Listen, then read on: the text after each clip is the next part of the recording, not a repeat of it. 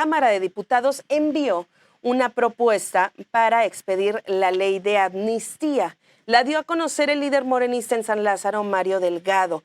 Es que Morena, el partido de Morena y por el cual el presidente gana también la presidencia de la República, va a presentar esta iniciativa ante el Pleno de la Cámara el día de mañana, martes 17 de septiembre. ¿Qué significa que esta propuesta, esta iniciativa de ley de amnistía, como les estaba comentando hace un momento, esta iniciativa busca dar libertad a personas acusadas de delitos menores? ¿Qué significa los delitos menores? Por ejemplo, ellos mencionan y señalan, un ejemplo de eso serían los jóvenes relacionados con delitos contra la salud, porque serían consumidores acusados de narcomenudeo. Ese sería para ellos y parte de la iniciativa un delito menor. Otro, personas que por pobreza o amenazas participaron en algunos actos ilícitos, o mujeres criminalizadas por haber abortado, y tanto los médicos, enfermeras, parteras acusados también de haber participado en algún aborto. Personas indígenas que no han tenido una adecuada defensa, presos políticos o acusados por delitos inverosímiles, delitos menores. Es lo que nos plantea, pero hay mucho más al respecto. ¿Qué significa pues esto, tanto de la amnistía, si se aprueba esta iniciativa que viene? Y para darnos opinión y análisis, me da un gusto saludar también que ya está con nosotros en llamada Juan Francisco Torres Landa. Él es miembro de la Sociedad Mexicana de Autoconsumo Responsable y Tolerante, SMART. Ya hemos tenido el gusto de conversar con él en anteriores ocasiones, y también ahorita nos habla como miembro y parte de la organización México Unido contra la Delincuencia. Juan Francisco, ¿cómo está? Muy buenos días. Muy buenos días, qué gusto saludarte a ti y a tu importante público allá en Sonora. Igualmente, un placer. Bueno, platiquemos acerca con una información y un breve resumen de lo que pasó el día de ayer, que se envía esta iniciativa para dar amnistía a algunos acusados de delitos menores. ¿Qué significa y pues qué sería lo que viene en caso de aprobarse esta iniciativa por parte de Morena y del presidente Andrés Manuel López Obrador? Juan Francisco. Hay una parte que es rescatable y que es, digamos, positiva de esta iniciativa, que es que efectivamente durante muchos años se ha apostado a criminalizar conductas como medio de aparente disuasión o de obtener seguridad pública, obtener mejores resultados en cuanto a seguridad y justicia. Y la realidad es que las cifras han arrojado que ha habido más bien un abuso sistemático de encarcelar a personas que técnicamente quizá infringieron alguna norma, pero en realidad, yendo a lo que es la esencia de un delito, no causaron daños a terceros. Entonces, esa sobrepoblación que existe en nuestros reclusorios, en buena parte deviene justamente de esta política de criminalizar actos que no, la verdad es que no deberían de criminalizarse, por ejemplo, como es el caso de consumo personal de drogas, o algunos otros temas, digamos, donde las víctimas o las personas que cometieron un delito en realidad fueron victimizadas por alguna otra conducta colateral, como es el caso, por ejemplo, de una mujer que hubiera interrumpido su embarazo. En fin, que hay esta, digamos, serie de delitos que han sido sancionados, personas que hoy en día están en la cárcel, y que en lugar de proferirse, digamos, una reinserción o posibilidad de que estas personas se reincorporen a la vida, digamos, normal, en las cárceles son sujetas a múltiples vejaciones e incluso a reclutamiento, ahí sí, por delincuencia organizada, y se vuelven verdaderos delincuentes. Entonces, ese ciclo perverso es el que se trata de romper, y en esa parte, digamos, nosotros estamos de acuerdo con el objetivo primario. Hablando, digamos, de lo que es la redacción de esta iniciativa, pues sí puede tener algunos bemoles, algunas cuestiones que no son del todo claros, empezando por el hecho de que parece estar muy segmentado a que solamente aplique a personas que estuvieran, digamos, en cuestión de extrema necesidad o situaciones, digamos, similares de alguna limitación económica, como si otras personas que hubieran estado en situación distinta no pudieran tener este beneficio igualmente. Creo que ahí hay un sesgo que parece ser políticamente cargado y que no realmente sería loable, porque la ley no tendría por qué hacer distingo en cuanto a que haya personas en situaciones similares, por lo que al delito en sí mismo se refiere.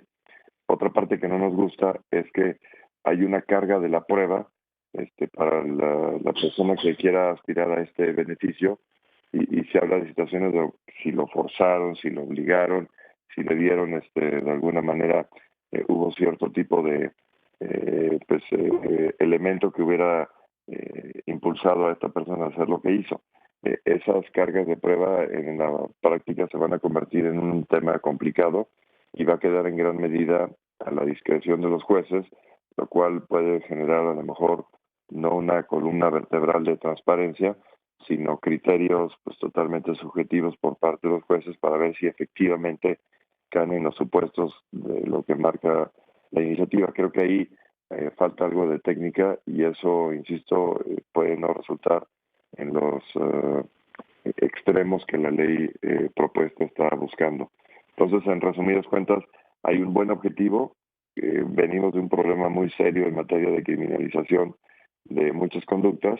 Nos parece, sin embargo, que la implementación quizá debiera ser materia de alguna depuración y pues, veamos si en el Congreso efectivamente se logra esos ajustes que nosotros vemos necesario o si simplemente van a aplicar la planadora en ambas cámaras y saldrá tal y como lo presentó la iniciativa presidencial. Por ejemplo, entonces, ¿cuándo se tendría una respuesta si es que esta iniciativa llega a aprobarse? Y como estabas mencionando, ¿qué es lo que pasaría si es que si se aprueba, se integraría entonces una comisión para vigilar y dar seguimiento al cumplimiento y todo este objetivo de la amnistía para estas ciertas personas que estaban condenadas por delitos no graves, ¿no? Sí, y digo, lo que se señala, por ejemplo, en su artículo séptimo, es que los efectos de esta ley, es decir, la posible amnistía que se da en caso de personas específicas, va a depender de que la Fiscalía General de la República declare extinguida la acción penal o que la autoridad judicial sobresea el proceso en trámite, revoque la aprehensión, etcétera. O sea, sí hay una parte de procedimiento y esa parte de procedimiento no está realmente muy regulada, es más, no está regulada. Simplemente se dice ante quiénes se puede acudir, pero no está perfectamente establecida cuál es la secuela, de qué manera se va a procesar, quién puede solicitar, cuánto tiempo tienen para resolver, qué pasa si no resuelven, etcétera. O sea, aquí hay una serie de lagunas en cuanto al procedimiento se refiere, que son importantes porque si no las personas que quieran hacerse de este beneficio, pues van a encontrar gran incertidumbre de cómo lograrlo.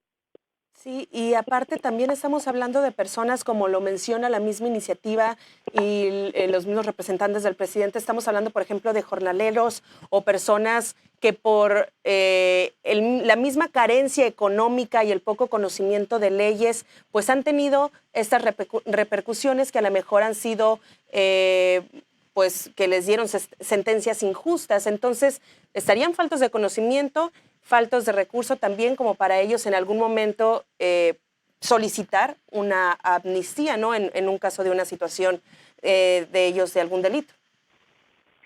Sí, y aunque tienes toda la razón y aunque la iniciativa marca que se generará o se creará una comisión para coordinar los actos que faciliten la aplicación de esta ley, pues ahorita queda, digamos, en absoluto desconocimiento quién y cómo va a funcionar esa comisión y repito, cómo esas personas que tú bien señalas están en condiciones, digamos, de pues cierto desconocimiento y carencia de recursos, cómo esa condición que seguramente conservan hoy en día, porque pues, han estado privados de la libertad, cómo van a hacer que, a pesar de dichas limitaciones, van a poder hacerse estos beneficios. Entonces, no sé si aquí quedará esto en mero voluntarismo político, pero no trascenderá a que los resultados se generen. Entonces, sí, hay grandes interrogantes de cómo se va a llegar de esto, que puede tener un buen origen, pero que en el destino pues se pervierta o simplemente no se logren los resultados deseados. Se ha hablado, Juan Francisco, ¿tienes conocimientos? Se ha hablado sobre cómo se va a financiar y costear, por ejemplo, esta comisión si llega a aprobarse la iniciativa de amnistía. No, la iniciativa es omisa en ese respecto. Yo no sé si subyacente está el que haya algo sobre el particular. Sí se dice en el artículo tercero transitorio que haya uso de recursos por parte de la Fiscalía o del Poder Judicial y otras dependencias, pero ¿cómo se llama? O sea, no se dice exactamente cómo se van a manejar, porque dice aquí que no se vayan a poder asignar recursos adicionales y no se va a incrementar el presupuesto para dichas instituciones. Entonces, pues si recordamos, y ha habido, bajo el lema esta de austeridad republicana, ha habido una enorme caída en los presupuestos aprobados. No sabemos bien cómo le van a hacer para con menos recursos ampliar ahora a cumplir estas pues tareas y objetivos que la propia iniciativa señala. Entonces, eh, sabemos, por ejemplo, de buena fuente que en muchos de los casos en que han tenido que recortar otras actividades justamente porque les han recortado los recursos. Entonces, no vaya a ser que con ese recorte de recursos, pues ni siquiera la comisión de la que habla la iniciativa o las obligaciones a cargo de la Fiscalía o del Poder Judicial de la Federación se van a poder satisfacer si no les asignan justamente pues el numerario, ¿no? La cantidad de dinero que requieran para hacer frente a esto, porque hay que recordar que esto va a requerir seguramente investigación, va a requerir generar expedientes específicos, va a requerir justamente personal que esté dedicado a encontrar dentro de todos los presos quienes caen en estos supuestos, etcétera. Eso va a requerir tiempo e investigación, y si no hay presupuesto para ello, pues yo no sé quién lo va a realizar. Así es, y de hecho, bueno, es parte tanto de la promesa de campaña como ahora el tratar de cumplir esas promesas ahora como presidente para la nueva transformación, la cuarta transformación que promete al país Andrés Manuel López Obrador. Y hablando también de eso, se relaciona pues también este tema de la amnistía, porque lo que él siempre desde su campaña dice, lo que yo quiero es ver a México hacia adelante con la cuarta transformación, no se quiere anclar, lo mencionaba también como candidato, en la persecución política. Es algo a lo que las personas y la población lo relacionan con este tema de la amnistía y reclaman de, bueno, si estará relacionado tal vez con que perdonará o dejará pasar algunos casos importantes de corrupción en el país o no le dará el seguimiento necesario a casos muy sonados ya que la población conoce que han pasado en el país con gobiernos anteriores, ¿no? Sí, aquí puede haber una selectividad, digamos, política respecto a cuáles se les dará más o menos atención, lo cual no sería propio de una legislación que por su naturaleza debiera ser general, abstracta e impersonal. Pero si esto va a tener un sesgo desde el punto de vista presupuestal, desde el punto de vista operativo o desde el punto de vista ideológico, caray, mucho de lo que se podría lograr con algo como esto se puede perder.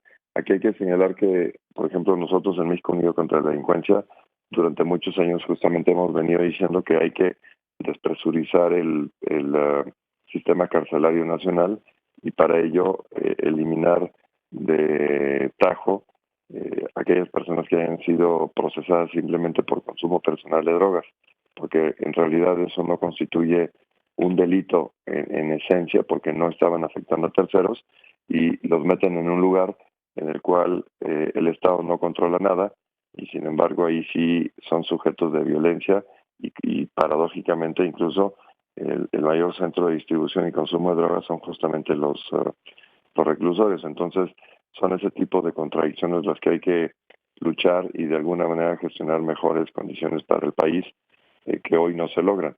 Esta ley podría buscar ese objetivo si se corrigen justamente estas limitaciones o estas deficiencias que tú y yo estamos en este momento comentando.